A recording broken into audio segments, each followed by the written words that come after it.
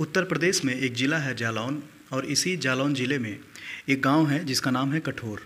दरअसल इसी कठोर गांव में एक लड़की रहा करती थी जिसका नाम था पुष्पा। पुष्पा बचपन से ही पढ़ने लिखने में काफ़ी तेज़ थी, काफ़ी खूबसूरत थी। जब इसकी उम्र 26-27 साल के आसपास होती है तो इसके घर वाले इसकी शादी पास के ही एक गाँव में जिसका नाम था डाकोर में एक नौजवान रहा करता था, उसका नाम था ऋषि तिवारी। तो इसी ऋषि तिवारी से आज से 3 साल पहले पुष्पा की शादी हो जाती है।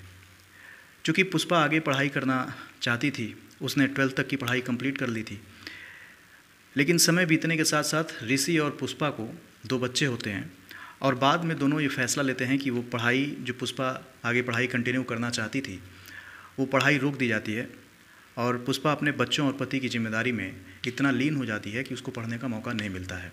हालांकि वो बीएससी की तैयारी कर रही थी, बीएससी करना चाहती थी, लेकिन जिम्मेदारियों के बोझ के आगे वो दब जाती है और अंत में दोनों पति पत्नी ये निर्णय लेते हैं कि पुष्पा अपनी पढ़ाई आगे नहीं बढ़ाएगी। खैर धीरे धीरे वक्त बीतता है। जो ऋषि तिवारी था इसका डाकोर में लगभग 20 बीघा ज़मीन थी। ज़मीन जायदाद ऋषि तिवारी के पास बहुत ज़्यादा था। ये गांव में रहकर किसानी किया करता था और उसी से खेती बाड़ी ज़्यादा होने की वजह से इसको किसी प्रकार की दिक्कत नहीं होती थी और खेती करके ये अपने परिवार का पेट पालता था, दाल रोटी इसके परिवार का चलता था। यानी एक तरीके से देखा जाए ऋषि और पुष्पा एक अच्छी ज़िंदगी जी रहे थे और सब कुछ इनके जीवन में अच्छा चल रहा था। जैसा कि मैंने बताया 3 साल पहले इनकी शादी हुई थी। 3 साल तक तो ये दोनों बहुत अच्छे से इनकी शादी चलती है। समय बीतता है। अब इस कहानी में 3 साल बाद आते हैं, यानी कि अब तारीख आ जाती है 27 मई 2025 की।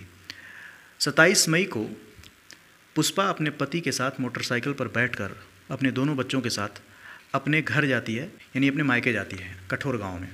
जब ये कठोर गांव यानी कि अपने मायके जब पहुंचने वाली होती है, कुछ दूरी अभी इसके गांव के बचे हुए थे, तभी अपने पति से रास्ते में मोटरसाइकिल रुकवाती है और कहती है कि आप एक काम करो, आप दोनों बच्चों को लेकर घर पहुंचो, मुझे कुछ काम है, मुझे कुछ सामान लेना है, मैं सामान लेकर के घर आती हूँ। ऋषि तिवारी ऐसा ही करता है, अपनी पत्नी को उतारता है, यानी कि इसकी जो पत्नी है वो बीच रास्ते में ही उतर जाती है और ऋषि तिवारी अपने दोनों बच्चों को लेकर कठोर गांव चला जाता है, यानी कि पुष्पा के गांव चला जाता है। वहां जाने के बाद अपनी पत्नी का इंतज़ार करता है। ससुराल वाले पूछते हैं कि पुष्पा नहीं आई, तो बताता है कि पुष्पा किसी काम की वजह से वो रुक गई है और आती ही होगी। धीरे धीरे वक्त बीतता है लेकिन पुष्पा का कोई पता नहीं चलता है, पुष्पा नहीं आती है। इधर जो ऋषि तिवारी था उसको लेट हो रहा था, उसको लगता है पुष्पा काम के सिलसिले में लेट हो रहा है, वो आ जाएगी। और ऋषि तिवारी अपना मोटरसाइकिल उठाता है और अपने गांव डाकोर चला जाता है। शाम होती है, शाम को वो अपने ससुराल फ़ोन करता है, लेकिन घर के लोग बताते हैं कि अभी तक पुष्पा नहीं आई है। अब जैसे जैसे समय बीत रहा था, पुष्पा के परिवार वाले लोगों का और पुष्पा के पति का अब धीरे धीरे लोगों की टेंशन बढ़ने लगती है और एक दिन गुजर जाता है। जब एक दिन गुजर जाता है तो सभी लोग मिलकर पास के ही पुलिस स्टेशन में पुष्पा के गुमशुदगी का रिपोर्ट लिखवाते हैं। इधर इसके बच्चों का रो रो कर बुरा हाल, ऋषि अलग परेशान था, पुष्पा के माँ बाप, पुष्पा के घर वाले, पुष्पा के ससुराल वाले सभी लोग बहुत बेचैन थे कि आखिर पुष्पा कहाँ चली गई।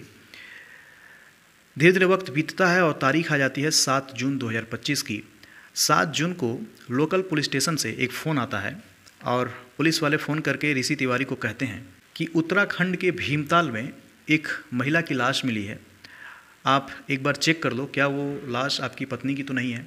दरअसल जब गुमशुदगी की रिपोर्ट ये लोग लिखवाते हैं, ऋषि तिवारी अपनी पत्नी का फ़ोटो पुलिस वालों को देता है और वही पुलिस वाले उसकी पत्नी का फ़ोटो देखकर उस लाश से मिलान करते हैं।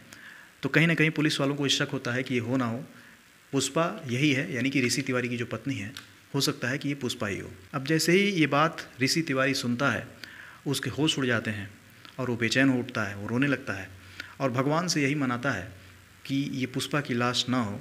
खैर ऋषि तिवारी अपने पिता के साथ, चूँकि 7 जून को ये फ़ोन आया था, 9 जून को उत्तराखंड के भीमताल पहुंचता है, यानी कि जालौन से निकलकर उत्तराखंड पहुंचता है। जैसे ही उत्तराखंड के मोर्चरी में जाता है और पुलिस वाले जब उस महिला की लाश दिखाते हैं, ये पुष्पा की ही लाश थी। अब इधर जो ऋषि तिवारी है उसका रो रो कर बुरा हाल हो जाता है। इसके पिता भी साथ में गए थे, उनका भी रो रो कर उनकी बहू की लाश देखकर वो भी बेचैन हो जाते हैं, वो भी रोने लगते हैं। अब पुलिस वाले ऋषि तिवारी से बैठकर उससे पूछताछ करते हैं कि आपकी पत्नी को गायब हुए इतने दिन हो गए हैं, आपको किसके ऊपर शक है और आप सोचने की कोशिश कीजिए, हो सकता है आपसे किसी की दुश्मनी हो या कोई रंजिश हो। ऋषि तिवारी बताता है कि साहब मेरी किसी से कोई दुश्मनी नहीं है और मैं सीधा साधा इंसान हूँ, मेरा किसी से ना लड़ाई है ना झगड़ा है, कौन मेरी पत्नी को मारेगा। पुलिस वाले कहते हैं आप दिमाग पर जोर दीजिए और सोचने की कोशिश कीजिए। इधर पुलिस वाले पुष्पा की जो कॉल डिटेल है, CDR है, उसको निकलवाते हैं। ऋषि तिवारी से अलग पूछताछ हो रही थी, वो सोचने पर मजबूर था कि आखिर कौन है जो उसकी पत्नी को मारेगा। खैर पुलिस वाले पुष्पा की कॉल डिटेल निकलवाते हैं, CDR खंगाली जाती है। इसी CDR खंगालने के दौरान पुलिस वालों को पता चलता है कि पुष्पा उस दिन जब अपने मायके के लिए वो जाती है, यानी डाकोर और कठोर गांव के बीच में जहां से ये गायब हुई थी, वहां से ये निकलकर सबसे पहले जालौन जाती है, जालौन से ये दिल्ली जाती है, दिल्ली में एक दो दिन वो रहती है और दिल्ली से फिर ये उत्तराखंड की तरफ रुख करते हैं। अब इसके नंबर के साथ साथ एक और नंबर एक्टिव था जो लगातार इसके साथ ट्रैवल कर रहा था। पुलिस वाले इस नंबर को जांचने की कोशिश करते हैं तो पता चलता है कि ये नंबर है अभिषेक का। फ़ौरन पुलिस वाले ये बात ऋषि तिवारी को बताते हैं। अच्छा, इस दौरान जब ऋषि तिवारी से पूछताछ हो रहा था, पुष्पा की जो कॉल डिटेल खंगाली जा रही थी, उसी दौरान इस नंबर को ट्रैक करने की कोशिश की जाती है, जो नंबर लगातार पुष्पा के साथ ट्रैवल कर रहा था। और फिर तभी पुलिस वाले ऋषि तिवारी को बताते हैं कि एक नंबर पाया गया है अभिषेक नाम से। जैसे ही ये नाम अभिषेक का सुनता है ऋषि तिवारी, वो फ़ौरन बोल पड़ता है। जो अभिषेक था वो डाकोर में ही, जहाँ ये ऋषि तिवारी रहता था, उसी के गांव का ये लड़का था और ये दिल्ली में रहकर एक प्राइवेट होटल में काम किया करता था।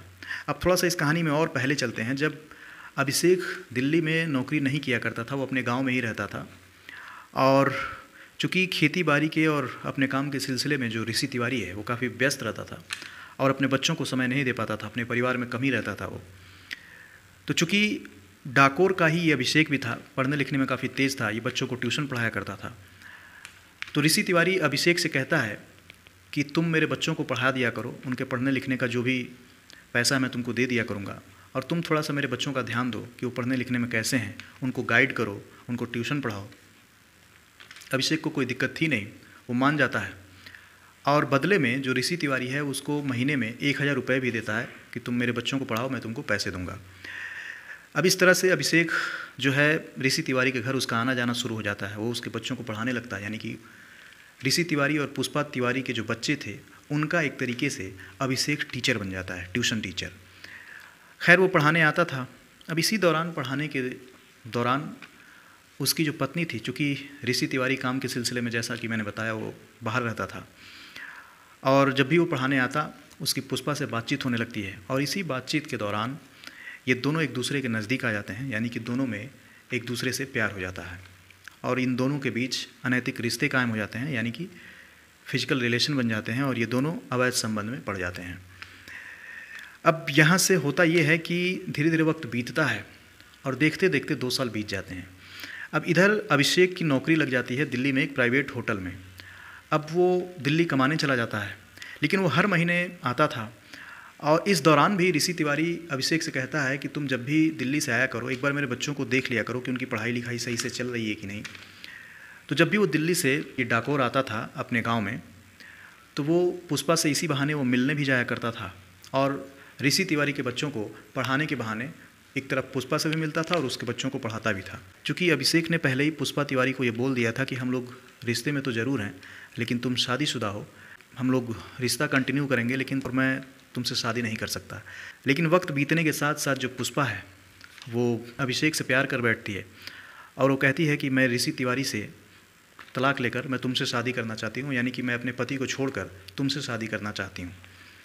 और धीरे धीरे वो अभिषेक के ऊपर दबाव बनाने लगती है और उसको आए दिन ब्लैकमेल करती है। अभिषेक ये सब कुछ सुनता है लेकिन वो रिएक्ट नहीं करता है, फिर वो दिल्ली चला जाता है।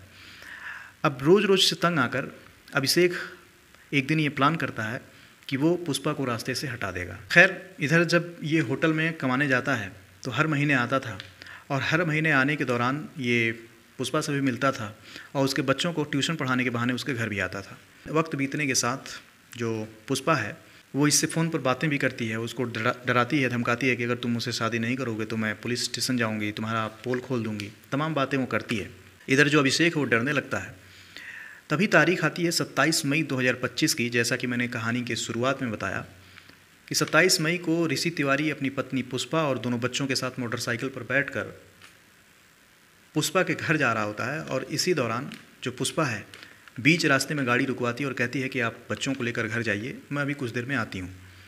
और पुष्पा वहाँ से निकलने के बाद पहले तो ये जालौन डिस्ट्रिक्ट जाती है, जालौन से फिर दिल्ली के लिए निकलती है, दिल्ली पहुँचती है। दिल्ली में ये अपने आशिक यानी कि अभिषेक से मिलती है और वहाँ ये लोग दिल्ली में 1-2 दिन रहते हैं उसके होटल में। फिर ये दिल्ली से निकलकर उत्तराखंड पहुँच जाते हैं और उत्तराखंड के एक होटल में चेक इन करते हैं। और वहाँ से फिर जो अभिषेक है पुष्पा को लेकर उत्तराखंड में एक जगह है भीमताल, और उसी भीमताल में जाता है। चूँकि सुनसान इलाका है, वो एक झील है। पहले तो ये होटल में पहले पुष्पा को ये शराब पिलाता है, शराब की एक बोतल लेकर आता है और पुष्पा को ये पूरी शराब पिलाता है। पुष्पा नशे में हो जाती है। फिर उसको झील दिखाने के बहाने उसको बाहर लेकर जाता है और उस झील के पास सुनसान था, कम लोग थे। धीरे धीरे वक्त बीतता है, जब देखता है कि कोई भी व्यक्ति यहाँ नहीं है। चूँकि नशे में पुष्पा होने की वजह से वो अभिषेक से अनाप शनाप बातें करती है। वो कहती है तुम मुझसे शादी कर लो, हम तुम साथ में रहेंगे, मैं ऋषि के साथ नहीं रहना चाहती हूँ, तमाम बातें करती है नशे में। इधर अभिषेक इंतज़ार कर रहा था कि भीड़ यहाँ से ख़त्म हो, एक भी लोग जब नहीं रहेंगे वो धीरे से इस झील में पुष्पा को धक्का दे देगा। वक्त जैसे ही बीतता है, सभी लोग जितने भी व्यक्ति थे वहाँ कोई भी दिखाई नहीं दे रहा था। रात का वक्त था, सुनसान हो जाता है। मौका पाकर अभिषेक पुष्पा को उस झील में धक्का दे देता है। चूँकि पुष्पा नशे में इतना चूर हो चुकी थी कि वो अपने आप को संभाल नहीं पाती है और झील में डूबने की वजह से उसकी मौत हो जाती है।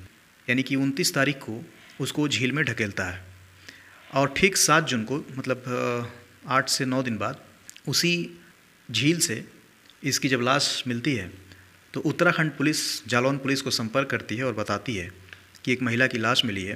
और तभी वहाँ के यानी कि जालौन डिस्ट्रिक्ट जो लोकल पुलिस थी वो ऋषि तिवारी को फ़ोन करते हैं और बताते हैं कि एक महिला की लाश मिली है। अभिषेक को पकड़ लिया जाता है।